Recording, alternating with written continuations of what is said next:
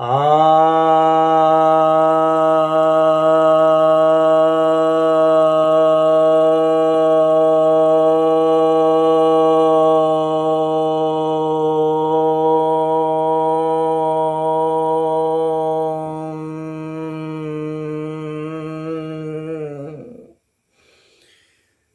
सभी भक्त जनों को सप्रेम नमन। भक्तों, आज मैं आपके समक्ष श्रीमद् भगवद गीता के 12 अध्याय के 5 श्लोक पर प्रवचन करने जा रहा हूँ। यह श्लोक भगवान कहते हैं, श्री भगवान उवाच क्लेशो अधिकतरस्तेषाम् अव्यक्तासक्त चेतसाम् अव्यक्ता ही गतिर्दुखम देहवद्भिरवाप्यते। अर्थात जो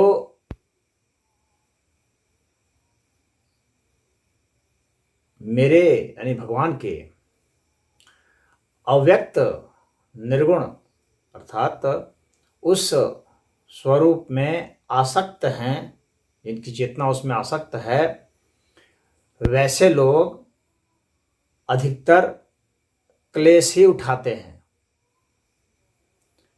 अव्यक्त से जो है उसमें प्रगति करने में काफ़ी दुख आते हैं, और इसका कारण यह है कि ये जो देहधारी होते हैं उनके लिए वो बहुत मुश्किल हो जाता है देहाभिमानी के द्वारा। तो भगवान यही कह रहे हैं कि जो ऐसी उपासना करते हैं मुझे प्राप्त करने के लिए, तो वे अधिकतर क्लेश उठाते हैं। यानी कुछ लोग ही पहुंच पाते हैं, नहीं तो अधिकतर क्लेश ही उठाते हैं। अब यहाँ पर हम लोग यह देखेंगे कि ऐसा भगवान ने क्यों कहा है, और ऐसा व्यवहार में देखने में भी आता है।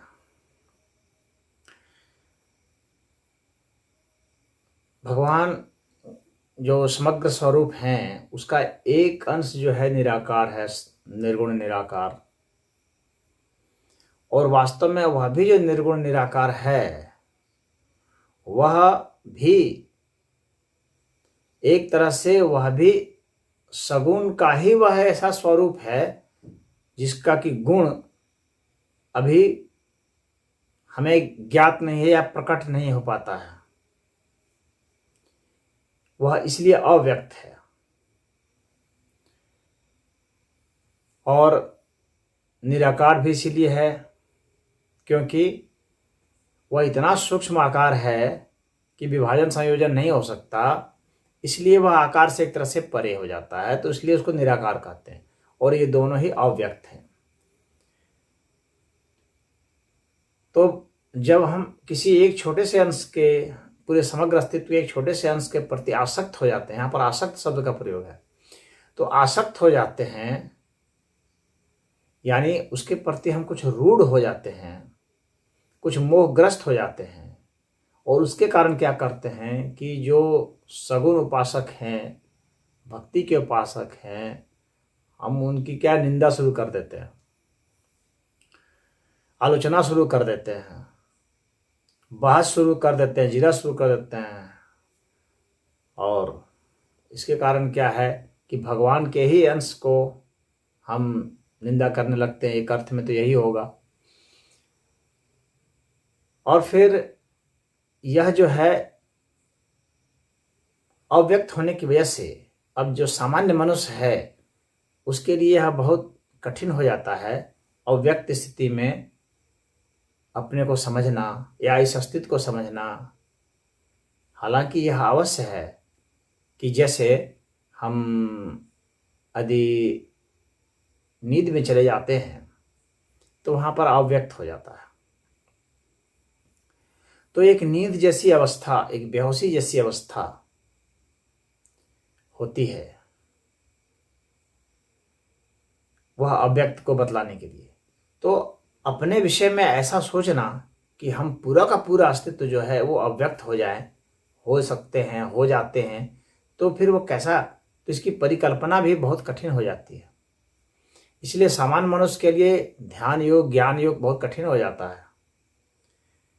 अब सामान्य मनुष्य के लिए यह जो है उपनिषदों को पढ़ना, वेद को पढ़ना, समझना बहुत कठिन हो जाता है, जहाँ पर कि उस निर्गुण निराकार तत्व के परमात्मा के उस स्वरूप की बातें हुई है।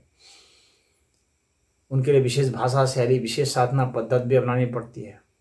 इसके अलावा हर व्यक्ति को देहाभिमान होता है, देह के प्रति बोध होता है। तो अब और इंद्रियां जो है उसकी जागृति रहती हैं, इंद्रियां देखती रहती हैं समाज को, इस अस्तित्व को, प्रकृति को। तो वो तो इंद्रियां तो जान रही है, महसूस हो रहा है कि अरे भाई ये तो पेड़ पौधे, ये सब वनस्पति के अलावा जीव जंतु, कीड़े मकोड़े, पशु पक्षी, कीट पतंगे, बैक्टीरिया, वायरस, ये सब वो देख रहे हैं, उनको देख रहे हैं, उनके प्रभावों को देख रहे हैं। और सूरज, चांद, तारे, ग्रह, नक्षत्र, उल्का पिंड, ये वो, आकाश गंगा वगैरह भी देख रहे हैं। इलेक्ट्रॉन, प्रोटॉन, न्यूट्रॉन, सबको, इन सब के विषय में जान रहे हैं। ऊर्जा को देख रहे हैं, ऊर्जा पिंडों को देख रहे हैं। तो इन सब चीज को देख रहे हैं, महसूस कर रहे हैं। इन इंद्रियों से प्रकाश को महसूस कर रहे हैं, ध्वनि को महसूस कर रहे हैं, तो चुंबकीय तरंगों को महसूस कर रहे हैं, तो देखते हैं। तो अब इनके प्रभाव को हम कैसे अव्यक्त समझ पाते हैं, कैसे कर पाते हैं, यह तो बहुत कठिन काम है।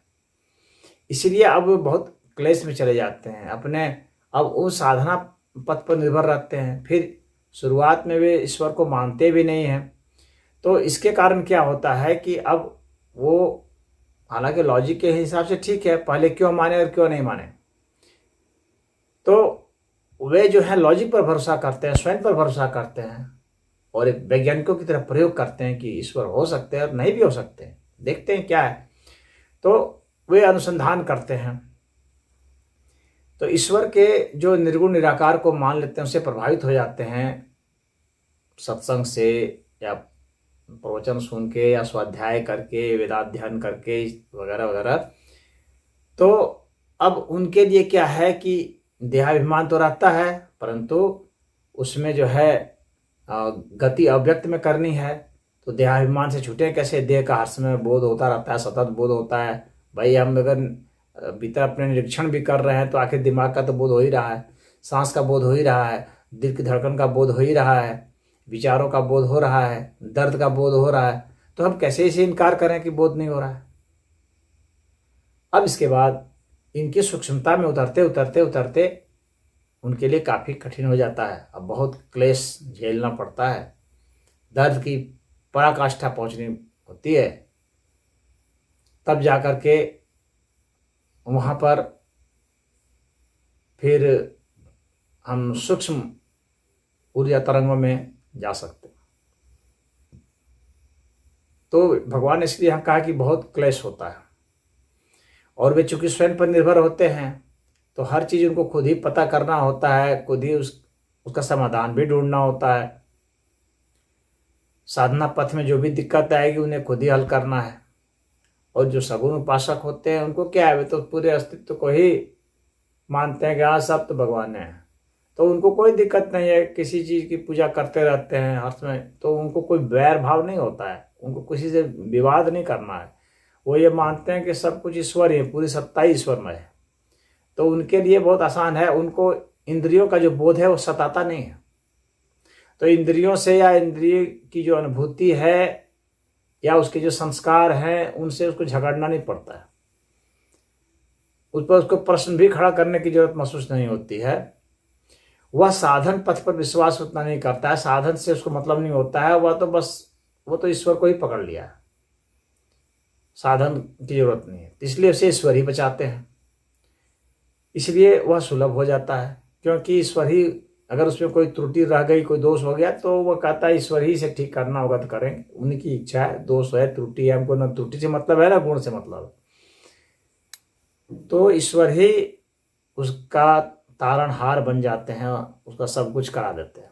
और जो अव्यक्त के उपासक हैं, यहाँ पर अव्यक्त जो है, देखिए कई कई जगह जो है अव्यक्त प्रकृति के अर्थ में भी प्रयोग में हुआ है, और अधिकतर जगह में बल्कि होता है। परंतु यहाँ पर जो अर्जुन ने पूछा है कि अव्यक्त निर्गुण के विषय में पूछा है, इसलिए यहाँ पर हमें परमात्मा के स्वरूप को मानना पड़ेगा निर्गुण के अर्थ में। तो यहाँ पर वह है, और उसमें आसक्ति, उसमें लीन हो जाना एक अलग बात है और आसक्त हो जाना एक अलग बात है। आसक्त का अर्थ है कि अभी हमारा अहंकार लीन नहीं हुआ है, इसलिए यहाँ पर आसक्त शब्द का प्रयोग हुआ है। तो अहंकार जब लीन नहीं है तो ऐसी स्थिति में व्यक्ति संघर्ष करता है, स्वयं से ही संघर्ष करता है और संशय भी उसे होता रहता है। और वैसी स्थिति में क्या है कि अब उसे स्वयं को ही तारना है। अब उसे गुरु की भी तलाश होती है। समर्थ गुरु अगर नहीं मिला तो वह परेशान हो जाता है। अगर गुरु सिद्ध नहीं हुआ, उसे पर्याप्त अनुभव नहीं है तो परेशान हो गया। सही रास्ता नहीं बता पाया तो परेशानी हो गया। यदि ऐसा मिल भी गया देव संयोग से और उसने बता दिया तो हम उसमें चल नहीं पा रहे हैं, कठिनाई आ रही है तो दिक्कत हो रही है। या मिल गया, बता भी दिया और पता चला कि फिर वो गुरु जो है गुजर गए, तब क्या होगा, फिर वो कहाँ से लाएगा, खोजेगा, ये दिक्कत है। और जो सगुण उपासक है, भक्ति वाले हैं, उनको तो किसी गुरु की भी तलाश नहीं है। वो तो सबको भगवान ही मानते हैं। तो चलो जो मिल गया सब भगवान ही है, किसी की पूजा करते रहो, वो मस्त रहता है। तो उसमें यह सुविधा होती है कि भगवान ही उसका बेड़ा पार करते हैं और उसका कोई विरोध जैसे कोई बात नहीं होती है। वो किसी की कामना भी उसको नहीं करना है, उसे अपने अहंकार से भी लड़ना नहीं होता है। और जो अव्यक्त वाले हैं उनको लड़ना होता है। इसीलिए जब हम स्वयं से संघर्ष करते हैं तो दुख उत्पन्न होता है, क्लेश उत्पन्न होता है। इसलिए भगवान ने यहाँ कहा है कि क्लेश होता है, वो अधिकतर को क्लेश होता है, क्योंकि इतना आसान नहीं होता है कि उसमें आप लीन हो जाएंगे। आपकी बुद्धि लगातार प्रश्न खड़े करते रहती है, आपको संघर्ष कराते रहती है, आप में संशय उत्पन्न होता रहता है, उसका निराकरण आप करते रहते हैं, एक एक कदम फूंक फूंक करके रखते हैं और चलते रहते हैं। हर समय भय रहता है कहीं हम बहक न जाएं, कहीं हम सही रास्ते पर चल रहे हैं या हम बहक चुके हैं, इसका हर समय ख्याल रखना पड़ता है। कहीं इंद्रियां हमको नहीं भटका रही है, कहीं कोई ज्ञान हमको नहीं भटका रहा है, ये ज्ञान भी है या नहीं है, इसमें सही लिखा है या नहीं लिखा है, बताने वाला सही बताया है या नहीं बताया। कई तरह के प्रश्न होते हैं, उस पर उसकी जो है वो वैज्ञानिक पद्धत होती है, चलते रहते हैं। तो उनके लिए यह जो है देह का जो देह से संबंधित कोई भी चीज़ें हैं जो भी व्यक्त रूप में है, क्योंकि उनको अव्यक्त में जाना है तो व्यक्त रूप से उनका विरोध है। कोई भी चीज़ जो व्यक्त रूप में, यह देह व्यक्त रूप में, यहाँ हर चीज़ व्यक्त रूप में, इन सबसे उसको विरोध पाल लेना है। इन सबसे विपरीत नैया उसको खेलनी है। तो अब वहाँ उसको एक समस्या होती है और देह का त्याग, देह के भोगों का त्याग उसके लिए बहुत कठिन होता है। वह सुखों की कामना करता हुआ, आनंद शांति की कामना करता हुआ, ज्ञान की कामना करता हुआ चलता रहता है। तो कई कामनाएं उसमें होती है, मोक्ष की कामना है, स्वर्ग की कामना है, फलना ढिकना, बहुत सारी कामनाएं हैं। जबकि भक्त को कोई कामना नहीं होती है किसी चीज़ की, उसी को भक्त कहते भी हैं, अनन्य भक्त। हालांकि आर्त भक्त भी होते हैं, यह बात भी सच है, परंतु यहाँ पर भगवान ने आर्त भक्त या अर्जुन ने आर्त भक्त से मतलब नहीं रखा है। भक्ति की श्रेष्ठ साधना और निर्गुण की श्रेष्ठ साधना से यहाँ पर मतलब है। तो वैसे में जब उसकी कोई कामना नहीं रहती है तो अहंकार का आराम से तिरोहित हो जाता है। आप देखेंगे कि भक्त जो है वह प्रेम पर जोर देता है और सामान्य मनुष्य जो है वह प्रेम को समझ ही नहीं पाता है। और आप देखे होंगे, आपकी जो प्रेमी होते हैं उन्हें बहुत अपने जीने से और मरने से भी मतलब नहीं होता है, उन्हें प्रेम से मतलब होता है। इसलिए वे आत्महत्या तक भी कर लेते हैं असफल होने पर, जिसको सामान्यतः लोग कहते हैं कि अरे ये तो कायरता है। उनको देह त्याग से बहुत वो नहीं मतलब होता है, उनके लिए देह त्यागना कोई बहुत बड़ी बात नहीं होती है, वो बहुत साहसी होते हैं। उनका देहाभिमान वैसा नहीं रहता है, उन्हें प्रेम से मतलब। प्रेम में यदि कोई बाधा करता है तो बस उन्हें मतलब होता है कि फिर प्रेम में बाधा है तो इस देह को धारण करने का कोई मतलब नहीं है, क्योंकि यह देह प्रेम के लिए मिला है। और यदि प्रेम ही नहीं है तो इस देह का धारण करने का क्या मतलब है। तो जीना है और मरना है, ये प्रेम के साथ ही है। प्रेम नहीं है तो ना जीने से मतलब है ना मरने से मतलब है।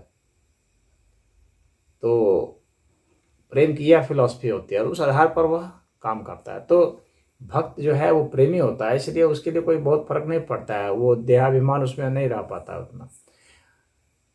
वो इसीलिए देखेंगे कि ज्ञानी लोग कभी आत्महत्या नहीं करते, और जो प्रेमी है वे आत्महत्या कर सकते हैं। उनके लिए शरीर बहुत मायने नहीं रखता, उन्हें इस दुनिया में जीने से बहुत मतलब नहीं रहता है, कोई आग्रह नहीं होता है कि मुझे जीना ही है, कि कुछ पाना ही है। प्रेम के सिवा कुछ पाते ही नहीं, उन्हें कोई मतलब भी नहीं होता। तो यहाँ तो भगवान ने इसलिए कहा है कि यह जो अव्यक्त जो स्थिति है, उस अव्यक्त स्थिति की ओर जो जाना चाहते हैं उनका भी स्वागत है, भी कदम फूक फूक करके चलते हैं, वह भी एक तरीका है, वैज्ञानिक पद्धत है वह। परंतु है तो दुख भरा ही, क्लेश तो उसमें होगा ही, संघर्ष होगा ही, परेशानी होगी ही। तो जो परेशानियों से नहीं डरते हैं उनके लिए सहज हो जाता है, लेकिन जिन्हें देहाभिमान होता है उन्हें परेशानियां खटकने लगती है और उनका यह और लंबा खींच जाता है, उनकी यह साधना और लंबी खींच जाती है। परंतु जिन्हें दुख से कोई मतलब नहीं है या दुख की जो परवाह नहीं करते हैं कि चलो आने दो दुख को, जितना दुख आएगा देखा जाएगा, तो ऐसे जो है निर्गुण उपासक होते हैं उनके लिए फिर यह आसान होता है, उतना दुख वाला नहीं होता है। इसीलिए भगवान ने कहा है, अधिकतर शब्द का प्रयोग किया है कि अधिकतर लोग क्लेश में फंसते हैं, लेकिन कुछ लोग नहीं फंसते हैं। कौन लोग नहीं फंसते हैं? जिन्हें स्वाभाविक रूप से ही लगाव होता है निर्गुणत्व की ओर, जिन्हें स्वाभाविक रूप से, जिनकी पद्धत ही उनका माइंड का फ्रेम ही ऐसा बना होता है कि वो बहुत लॉजिकल होते हैं, हाईली लॉजिकल होते हैं, और सत्य के अन्वेषण के लिए वे किसी प्रकार के कष्ट को कष्ट नहीं मानते और उस प्रकार से वे चलते हैं। तो वे बहुत जुनूनी होते हैं अपने लॉजिक में, और उन्हें किसी दुख से कोई बहुत वह नहीं रहता, चाहे दुख कितना भी आ जाओ, दर्द कितना भी आ जाओ, उसकी वे परवाह नहीं करते। ऐसे लोग स्वाभाविक जो है निर्गुण उपासक होते हैं, ज्ञान के उपासक होते हैं, और फिर उनके लिए फिर कोई ज़्यादा दिक्कत नहीं होती है, उनके लिए यह सहजता होती है। परंतु जो ऐसे नहीं हैं उनके लिए तो खैर ये कष्टमयी हो जाता है, और अधिकतर लोग ऐसे ही हैं, इसीलिए भगवान ने यहाँ पर अधिकतर शब्द का प्रयोग किया है। तो ऐसे लोग तत्वदर्शी हो जाते हैं, तत्वबोध उनको हो जाता है। परंतु फिर भी जो परम आनंद की बात होती है वह तभी होती है जब उनके दिमाग से यह जो है सगुण के प्रति अगर कोई वैर भाव है तो वह निकल जाता है, या कोई सगुण के प्रति जो उनमें इलॉजिकल पॉइंट है, या सगुण आराधना का वो लॉजिक नहीं समझ पाए, हालांकि अपने को बहुत लॉजिकल मानते हैं वे, परंतु इस लॉजिक को वे समझ नहीं पाते हैं, यहाँ पर वे एक मिस करते हैं। तो जब तत्वबोध होता है तो इस लॉजिक को वे समझ जाते हैं, तब वे भी आनंद को प्राप्त हो सकते हैं, हो जाते हैं। लेकिन यदि वे लॉजिक को नहीं समझे तो वे उन्हें आत्मबोध तो होता है, परमात्म बोध नहीं हो पाता है। यह बात भी समझने वाली बात है, इसको समझ लेने की जरूरत है। तो तत्व बोध हो जाना और पूरे अस्तित्व का, समग्र अस्तित्व का बोध हो जाना, ये दोनों अलग अलग चीज है। समग्र अस्तित्व का बोध हो जाता है जब व्यक्ति को, तभी परम आनंद होता है। और समग्र अस्तित्व का बोध तभी होगा जब हम सगुण निर्गुण सब चीज को हम पूरी समग्रता में समझ लेते हैं, इनके सारे संबंधों को समझ लेते हैं, इनकी एकमयता को समझ लेते हैं, इनके अखंड स्वरूप को समझ लेते हैं, और उस अखंडता के भीतर जो भिन्नताएं हैं उसको समझ लेते हैं, और जानते हैं कि ये भिन्नताएं इसी अखंडता के लिए हैं।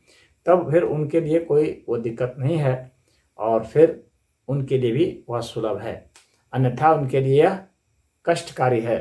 तो एक जो भक्त होता है उसके लिए तो बस वो कोई भी भगवान का विग्रह है उसकी अर्चना कर लेता है, वह भगवान के प्रसाद को खा करके मस्त हो जाता है, कथा श्रवण कर लिया मस्त है, उसको क्या है, उसको उसके लिए कोई इंद्रिय अभिव्यक्ति कोई बाधा ही नहीं है।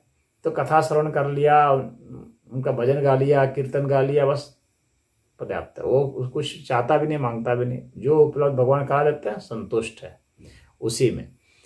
तो इसलिए उनके लिए यह सरल हो जाता है, उसका उद्धार चूंकि भगवान ही करते हैं खुद ही, तो वह सरल हो जाता है, कृपा पात्र बन जाता है, कृपा उसके बरसते रहती है। अगर भक्त में दोष भी है, त्रुटि भी है किसी प्रकार का, तो भी भक्त उसकी, भगवान जो है उसकी पुकार सुनते हैं, और उसके अनुसार फिर घटनाएं घट जाती हैं। जैसे द्रौपदी थी, कौरवों के प्रति उसके मन में भी तो द्वेष भाव था,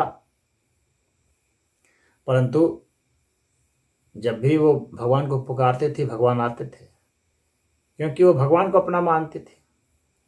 तो भक्त के लिए यही है कि भगवान को अपना मानता है, उसमें कोई दोष रहता है तो उसके वो सोचता है कि अगर दोष है तो भगवान के कारण ही है, भगवान चाहेंगे तो दोष मिटाएंगे।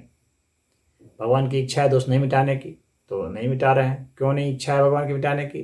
क्या पता भगवान इसके जरिए कुछ कराना चाहते हैं, तो इसलिए उसे अपने दोष की फिक्र नहीं होती है। वो दोष को बुरा मानकर नहीं बैठता है, जबकि निर्गुण वाले सब पूरा लगे रहते हैं कि मैं दोष नहीं रहने दूंगा, अपने को शुद्ध कर लूंगा, निर्मल कर दूंगा। इस उधेड़ बुन में लगे रहते हैं, इसे संघर्ष करते रहते हैं। भक्त को इससे संघर्ष नहीं होता है। वो दोष है तो उसको भी कहता है चलो दोष भगवान रखे हैं, क्या पता भगवान इससे कुछ काम कराना चाहते हैं, भगवान की इच्छा है, वो जब मिटाएंगे मिटाएंगे।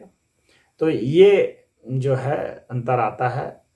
तो यहाँ पर भगवान यही कह रहे हैं कि ऐसे लोग अधिकतर दुख में जाते हैं क्योंकि वो देहाभिमान रहता है उनमें, परंतु ये फिर भी ऐसे लोग मुझे प्राप्त होते हैं, लेकिन क्लेश से प्राप्त।